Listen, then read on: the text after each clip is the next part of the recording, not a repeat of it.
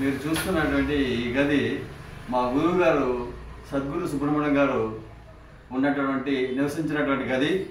ఈ గది సద్గురు సుబ్రహ్మణ్యం తన శిష్యులతో కాలం గడిపినటువంటి గది. కొన్ని వేల జ్ఞాన ప్రశ్నలు వికసించిన అమృత సరోవరం ఈ గది. సద్గురు ఆరాతో నిండిపోయిన ఆరామం ఈ గది. పరమపదం మూలదైవంగా ఉన్న దేవాలయం ఈ గది. ప్రస్తుతం దేవి ప్రసాద్ థాట్ ఫిలిమ్స్ అనేటటువంటి ఛానల్తో మీ ముందుకు వస్తున్నాం. ముఖ్యంగా గురువుగారు 30 సంవత్సరాలుగా ఈ గదిలో ఉన్నారు. ఆ గురువుగారు కొన్ని అక్కడికి తన కుమారుడు దగ్గరికి వెళ్ళిపోయిన కారణంగా ఈ గదిని మేమే తీసుకొని నేను, బాబు, మురళి అనేటువంటి ముగ్గురమే ప్రస్తుతం ఈ గదిలో ఉంటున్నాం. గురువు గారు మాకు ప్రబోధించినటువంటి జ్ఞాన ప్రశ్నలు అనేటువంటి దివ్యమైనటువంటి అమృత వాక్యాలను ఈ ప్రపంచానికి తెలియజేసినటువంటి వ్యక్తి బాబు. అతను జ్ఞాన శిశువు అనే పేరుతో 3 గ్రంథాలను 4 గ్రంథాలు రచించారు. మొట్టమొదటిది జ్ఞాన సహస్రం, జ్ఞాన భాషణం, జ్ఞానధార వ్యాసాలు. దీంతోపాటు నాగురు అనేటువంటి గ్రంథాన్ని కూడా బాబు గారు జ్ఞాన శిశువు పేరుతో రచించారు. ఆ గ్రంథాలన్నీ ఆల్రెడీ ప్రింట్ అయినాయి. మళ్ళా నాగురు అనే గ్రంథం త్వరలో ప్రింటింగ్ ఇచ్చున్నారు, అది కూడా త్వరలో వస్తుంది. ఈ గ్రంథాలన్నీ ఆల్రెడీ ఆధ్యాత్మిక ప్రపంచంలోకి వెళ్ళిపోయినాయి. ఎంతోమంది శిష్యులు ఇక్కడికి వచ్చి ఆ పుస్తకాలను తీసుకొని ఎంతోమంది జిజ్ఞాసువులు తమ యొక్క జ్ఞానాన్ని సముపార్జించుకొని వెళ్తున్నారు. అందులో భాగంగా ఇప్పుడు మనం గురువుగారు చెప్పినటువంటి జ్ఞాన ప్రశ్నలు అనేటువంటి సూక్తులు, దివ్య అమృత వాక్యాలని, అందులో ఉన్నటువంటి కొన్ని వాక్యాలను ఇప్పుడు మనం తెలియజేసుకుంటాం. ఈయన మా గురువు గారు సద్గురు సుబ్రహ్మణ్యం గారు. మేము 10th క్లాస్ అప్పటి నుంచి నేను, బాబు, మురళి అనేటువంటి మేము వీళ్ళే కాకుండా అనేక మంది శిష్యులు కూడా గురువుగారి దగ్గర ఉంటూ ఆయన చెప్పేటటువంటి సూక్తులు వింటూ ఎంతో ఆనందాన్ని పొంది తరించిన వాళ్ళమే. ఇప్పుడు ముఖ్యంగా ఈ జ్ఞాన ప్రశ్నలు మా యొక్క ఈ ఆధ్యాత్మిక గదికి మూలం ఈ జ్ఞాన ప్రశ్నలు. ఇందులో ఉన్నటువంటి కొన్ని వాక్యాలను చూస్తాం. ఇందులో తీసుకుంటే మొట్టమొదటి వాక్యాన్ని జ్ఞాన ప్రశ్నల్లో మొట్టమొదటి ఒక వాక్యము, మేఘ రూపంగా వర్షించేది సముద్రమే, గురు రూపంగా ప్రబోధించేది పరమేశ్వరుడే. చూడండి, ఈ వాక్యంలో మళ్ళా ఒకసారి చెప్తాను చూడండి. మేఘ రూపంగా వర్షించేది సముద్రుడే, గురు రూపంగా బోధించేది పరమేశ్వరుడే. ఎంత అద్భుతమైన వాక్యం చూడండి. ఇందులో చాలా ఆధ్యాత్మికత దాగి ఉంది. దీంట్లో ఎంతో లోతైనటువంటి అర్థం ఉంది.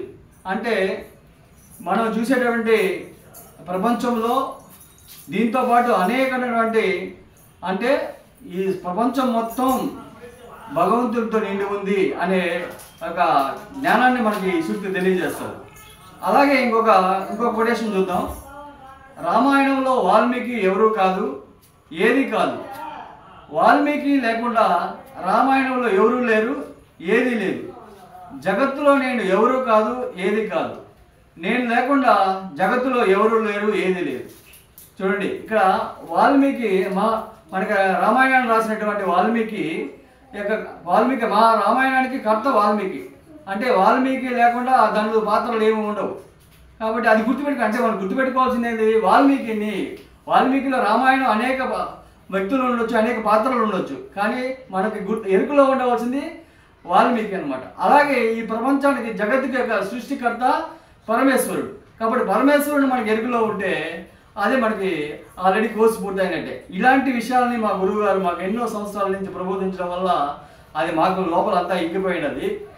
అలాగే ఇంకొక జ్ఞాన ప్రశ్న తీసుకున్నట్లయితే, నది తన మానాన్ని తాను పోతూ ఉంటుంది. ఒకడు దాహం తీర్చుకోవచ్చు, మరొకడు అందులో దూకి చావచ్చు. నదికి ఏ సంబంధం లేదు. దేవుడు తన మానాన్ని తాను ఉంటాడు.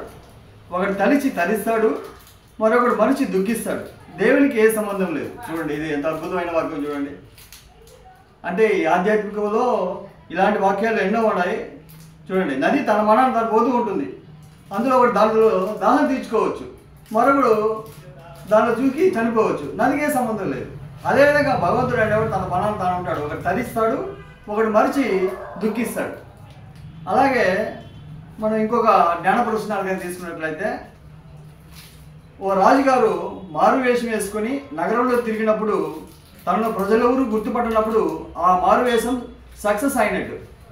లేదా ప్రజలు అదిగో రాజుగారు అని గుర్తుపట్టేశారనుకో, ఆ మారువేషం ఫెయిల్ అయినట్టు.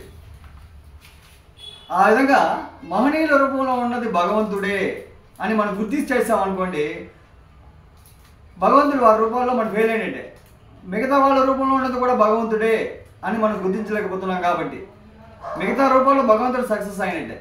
కాబట్టి మనం ఇక్కడ ఈ యొక్క కొటేషన్ యొక్క ముఖ్య ఉద్దేశం ఏంటంటే, ఒకరినే మనం భగవంతుడిగా ఒక వ్యక్తికే సంబంధించింది కాదు, సర్వ రూపాల్లో ఉండేది కూడా భగవంతుడే. ప్రతి ఒక్కరిలో భగవంతుడిని చూడాలనే దాని తత్వాన్ని ఈ కొటేషన్ మళ్ళీ తెలియజేస్తుంది.